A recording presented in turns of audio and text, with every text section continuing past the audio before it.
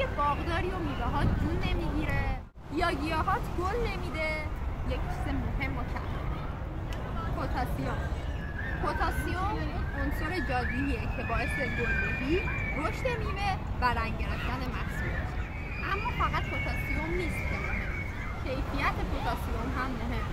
ما توی شرکت باران با برند گروستار و سپیدار چندین مدل کود پتاسیمی فوق‌العاده داریم، مثل سولفات پتاسیم 2,051 و 2,053، پتاس پلاس و پتامکس.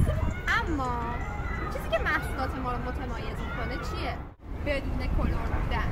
کلور میتونه به ریشه آسیب بزنه و محصول رو بسوزونه، اما محصولات ما کاملا بدون کلورن، خالص، با جذب بالا و بدون آسیب. تازه با گوگرد قابل جذب مثل سولفات ها و تیم سولفات ها pH خاک رو پایین میاریم تا مقاومت گیاه نسبت به بیماری ها و خشکی بیشتر بشه. پس اگر دنبال یک رشد واقعی هستی، حتما یک دونه از کودای پتاس بالای شرکت باران رو امتحان کن. سوال داری؟ توی کامنت یا دایرکت بپرس، با جون و دل جواب.